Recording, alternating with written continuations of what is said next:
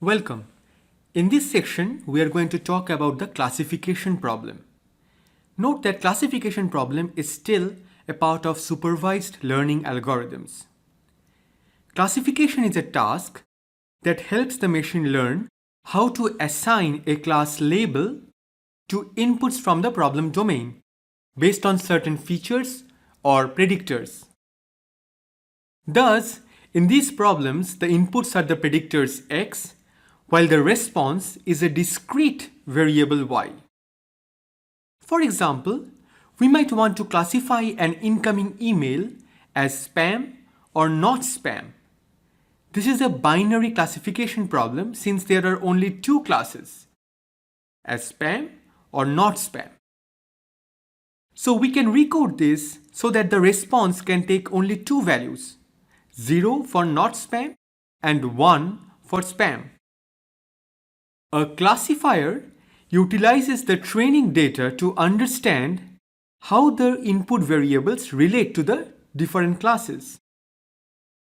In these cases, known spam and non-spam emails have been used as the training data, and when this classifier has been trained accurately, it can be used to detect an unknown email and classify it into spam or not a spam.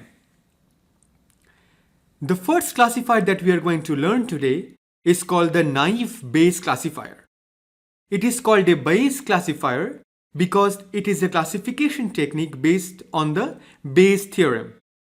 It is called a naive Bayes classifier because it has an underlying assumption of independence among the features. However, the features are usually rarely independent, and that is why this assumption is called naive.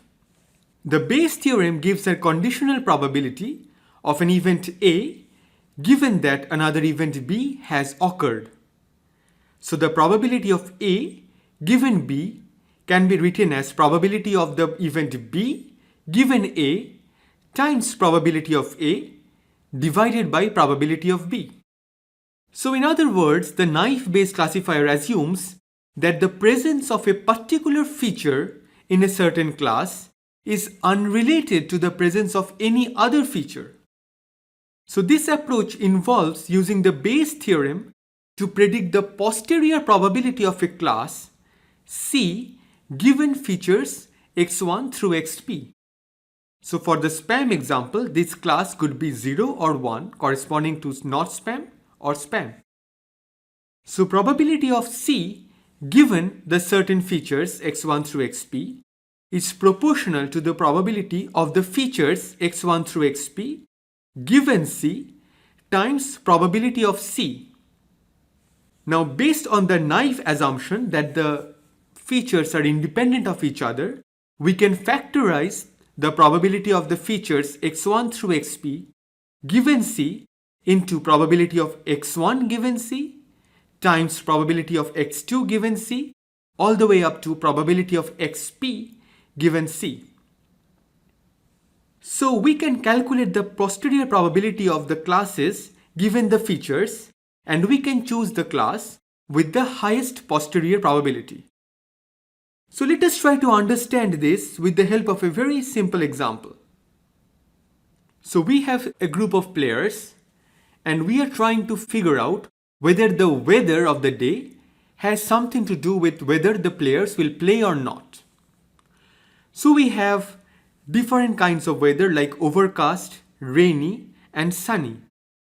And we have a dataset that gives us the information on whether the players played on that day or not. So we have some kind of a frequency table where we have the different kinds of weather and whether the player played or not. For example, there were 5 rainy days and the players played on 2 such rainy days and did not play on 3 such rainy days. So the question is, will the players play tomorrow? If the weather forecast for tomorrow is sunny, we can solve it using the discussed method of posterior probability.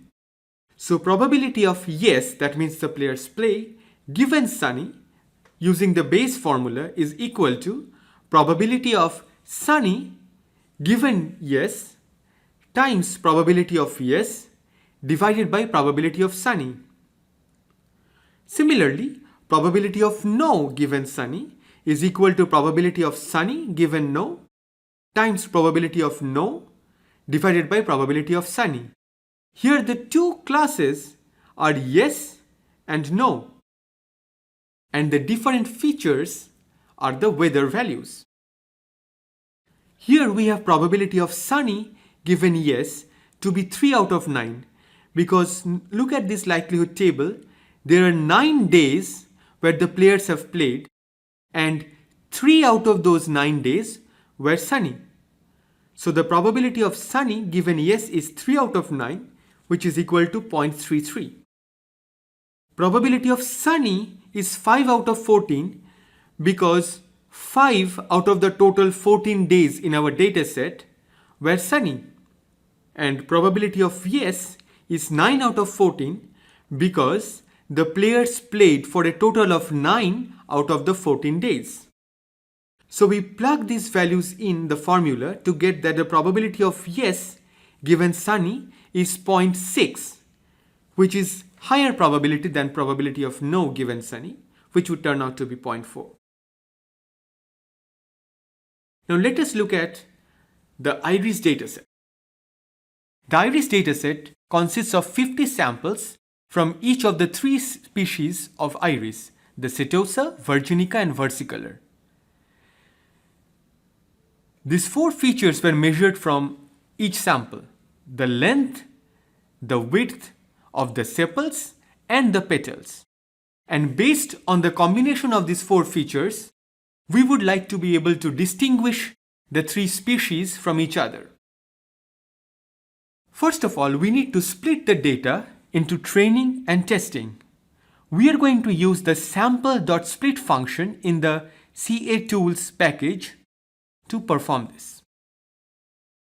The subset function helps us choose the corresponding rows in training and the test data.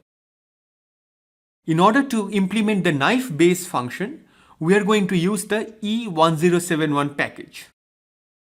So we load the required packages and then we use the sample.split function to split the data. The split ratio tells us what proportion of the data is going to be in the training. And then we use the subset function to split the data into training and testing. Then we use the knife Bayes function with this dataset to be train_cl, and we use the response species tilde dot, where dot represents every column other than the species column in the data frame train_cl.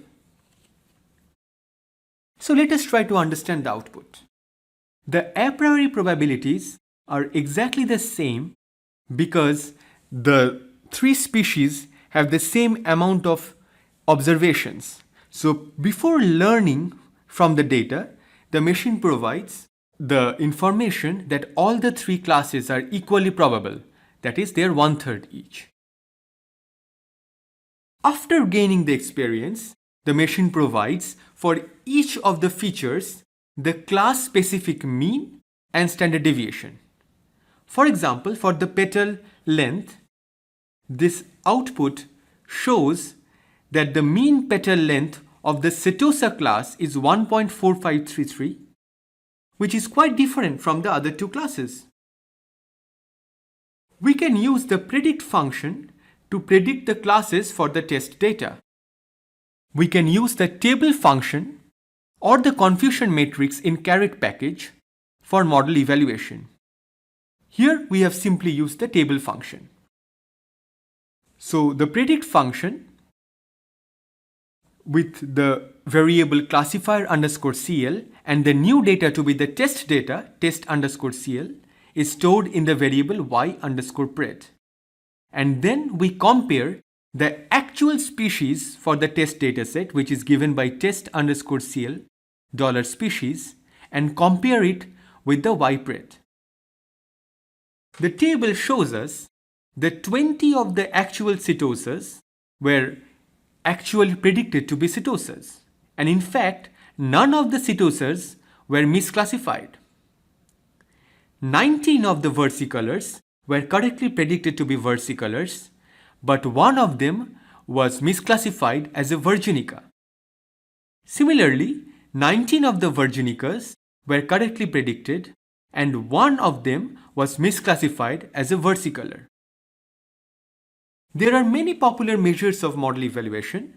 For example, accuracy, which looks at the proportion of the total number of predictions that were correct. Sensitivity, the proportion of the actual positive cases which are correctly identified. And specificity, which are the actual negative cases which are correctly identified. Now, what are the positive and the negative cases?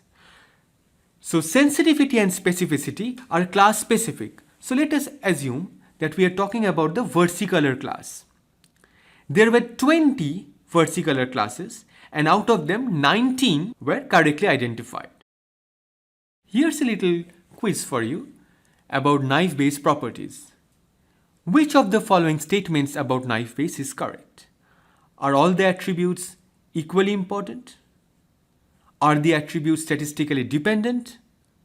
Are the attributes statistically independent? Can the attributes be nominal or numeric? Or all of the above?